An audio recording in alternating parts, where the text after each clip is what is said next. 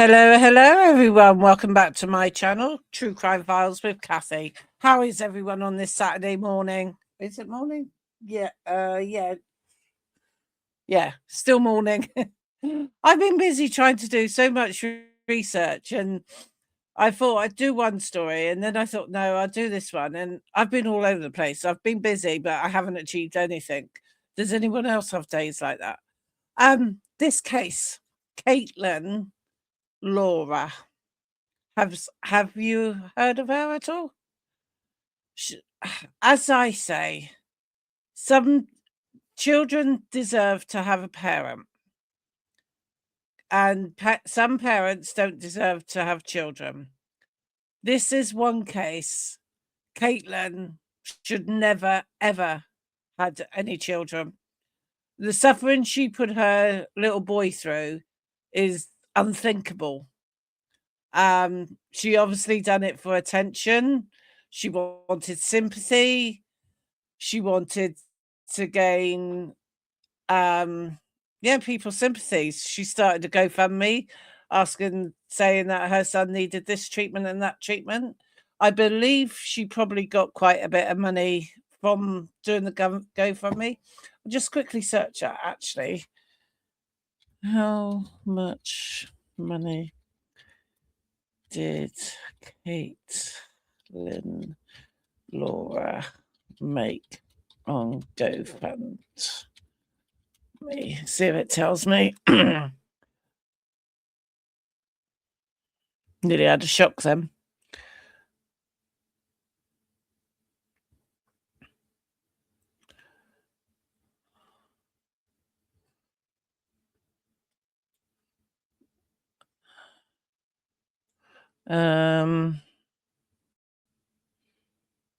No, I can't find any details on it, so we'll scrap that idea. But I believe she made quite a bit of money from it. Like I say, with all of my content, there is a disclaimer, as you can see. Following video contains graphic content and descriptions, possibly strong language and sensitive topics. I think when you do true crime, you always do cover sensitive topics, and we need to tell people that it may not be the one for you if it's too close to home. And the video that I'm going to show is educational and informational purposes only. So, please leave in the comments what you think of this case. I know you'll be watching it on replay after I've recorded this, because I'm not doing a live one on this one, but I'll see what story I want to cover later to do a live. When you come in, housekeeping rules, if you could click like, subscribe, make sure your notifications are set to all, and share this video. I'll definitely be doing a part 2 when I get hold of the court details and when she goes to court. I have applied to the department where it's all held. I can't think what it's called, Tarrant, I think it is, or something, for any documents they can give me. Either I pay for them, or if they're free to public domain sort of thing. So, like I said, she's from Texas, and she's accused, and being charged with falsifying her toddler's medical history to make doctors perform unnecessary procedures, which that little boy, he had surgical insertion of feeding tubes. It's just sickening, and it's medical abuse to a child. Kaitlyn, she faces charges of injury to a child and aggravated assault with a deadly weapon. Tarrant County Sheriff Office announced on Wednesday, called the alleged medical abuse as a horrific crime. It is.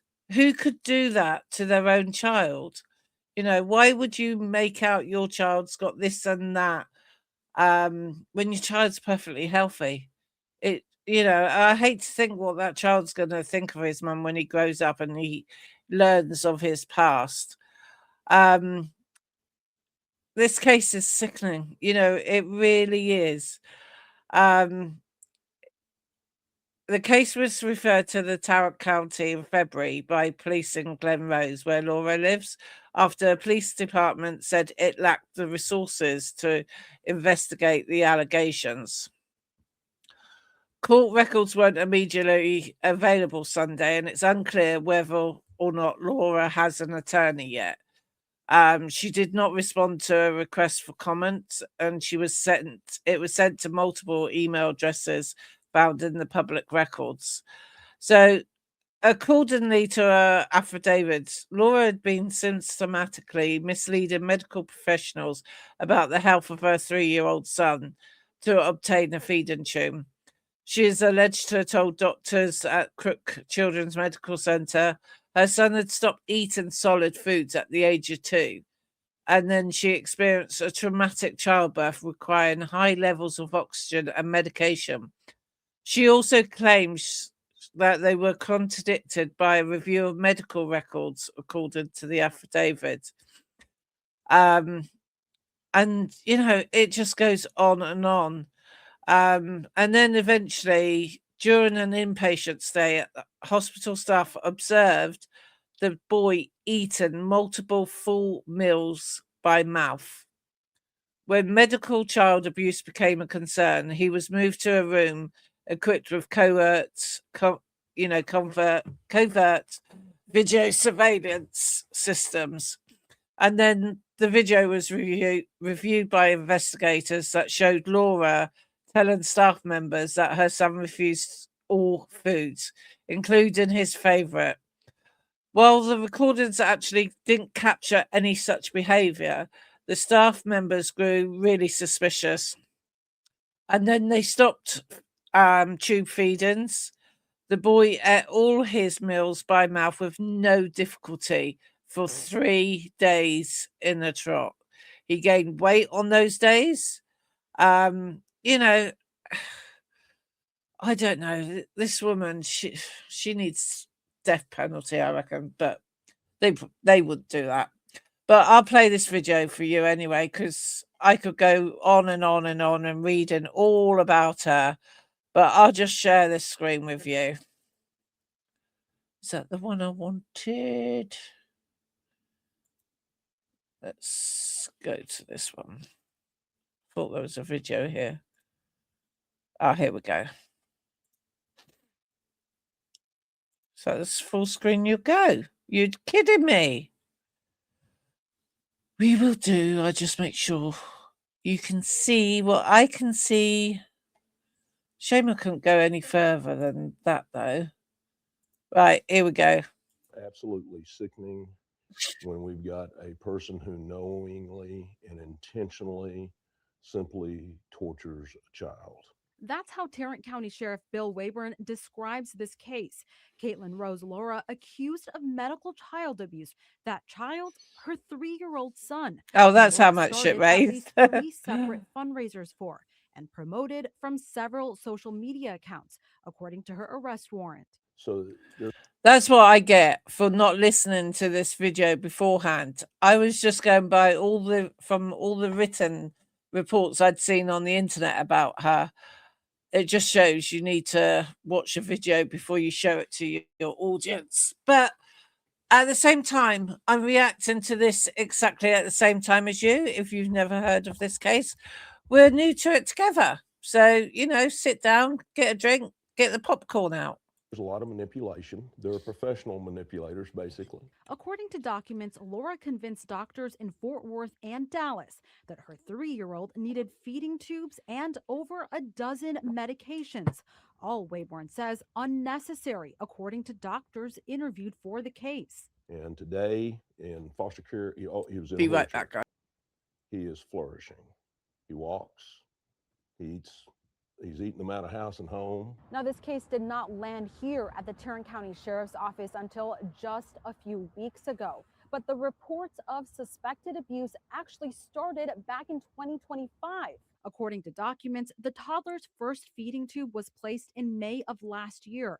In June, Cook Children's reported suspected medical abuse. But in July, CPS ruled that out. According to the warrant, Laura continued shopping her child around. And in October of last year, a teacher reported suspected abuse. Nothing happened. And in January of 2026, Laura was able to convince another. Why, if a teacher reports abuse to the authorities, why did nothing happen? They are failing that little boy. They're letting the mother get away scot-free. You know, you see something, you say something. The teacher obviously saw something. So she said something, or he said something.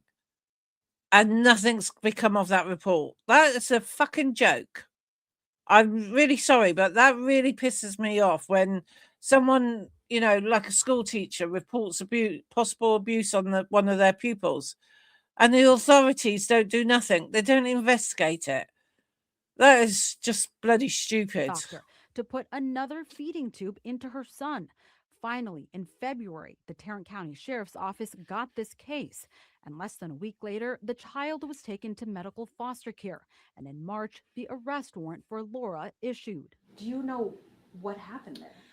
I think that with all of those agencies is that simply it's a very complicated case. Fort Worth police tell us they decided since the family lived in Glen Rose, it was best to send the case there. Court documents indicate Glen Rose sent it to Johnson County due to a lack of resources. I've got a child that went through pushing about, eh? The case hits especially close to the sheriff, whose adopted daughter was a victim of medical abuse. And we got her when she was 3.5, same age as this child. Bahira Rahman, NBC 5. Oh, so I'll find another recording over this. So what do you think of it so far? Let me stop sharing that. Let's see on YouTube if anyone else has got it.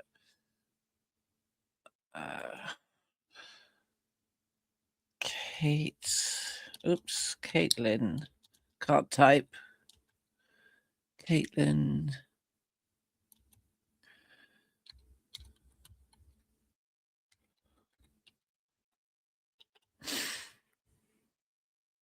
Let's tear talk.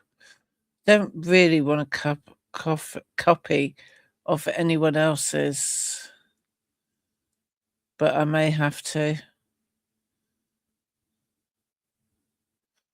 Might be the only case I've got on it. Let's see if law and crime. Law and crime. I'm sure they would have done something. Let's go on here and search. Where's their search bar? Kate.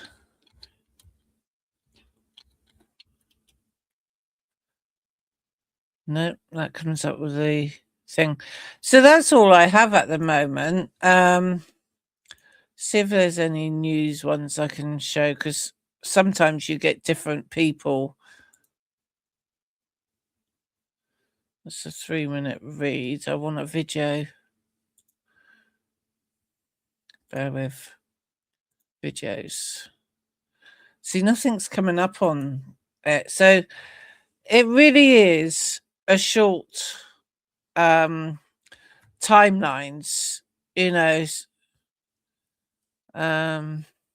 Yahoo News, they might do a video.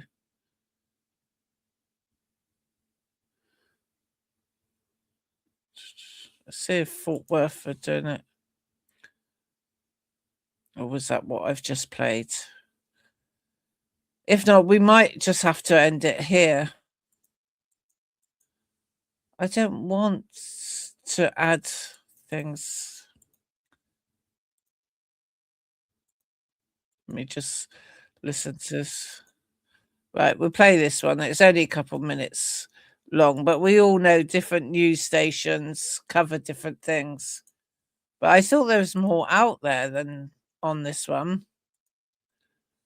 Let's just play this one for you.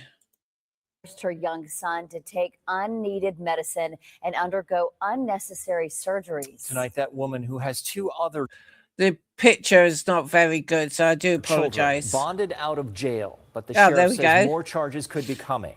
NBC5's Tahir Rahman has the details. Absolutely. Oh, we've just heard that one. So let's see if I can Sickening scroll when we've across. got Kaitlyn Laura accused of medical child abuse. That child, her 3-year-old son, whom Laura started at least 3 separate fundraisers for and promoted from several social media accounts, according to her arrest warrant. So there's a lot of manipulation. There are professional manipulators, basically. According to documents, Laura convinced doctors in Fort Worth and Dallas that her 3-year-old needed feeding tubes and over a dozen medications, all Wayborn says unnecessary, according to doctors interviewed for the case. And today in foster care, he was in a wheelchair. He is flourishing. He walks, he eats. He's eating them out of house and home. Now, this case did not land here at the Tarrant County Sheriff's Office until just a few weeks ago. But the reports of suspected abuse actually started back in 2025. According to documents, the toddler's first feeding tube was placed in May of last year. In June, Cook Children's reported suspected medical abuse. But in July, CPS ruled that out. According to the warrant, Laura continued shopping her child around. And in October of last year, a teacher reported suspected abuse. That's bad. Nothing happened. And in January of 2026, Laura was able to convince another doctor to put another feeding tube into her son. Finally, in February, the Tarrant County Sheriff's Office got this case, and less than a week later, the child was taken to medical foster care, and in March, the arrest warrant for Laura issued. Do you know what happened there? I think that with all of those agencies is that simply it's a very complicated case. Fort Worth police tell us they decided since the family lived in Glen Rose, it was best to send the case there. Court documents indicate Glen Rose sent it to Johnson County due to a lack of resources. You know, I've got a child that went through that was tortured. The case hits especially close to the sheriff, whose adopted daughter was a victim of medical abuse. And we got her when she was 3.5, same age as this child. Tahir Rahman, NBC. Yeah, so there's not a lot going on about this horrific mother. So just a short one for you today, guys, but I will research on and see what I'm going to do for a live bit later on. So till the next one, see you. Bye.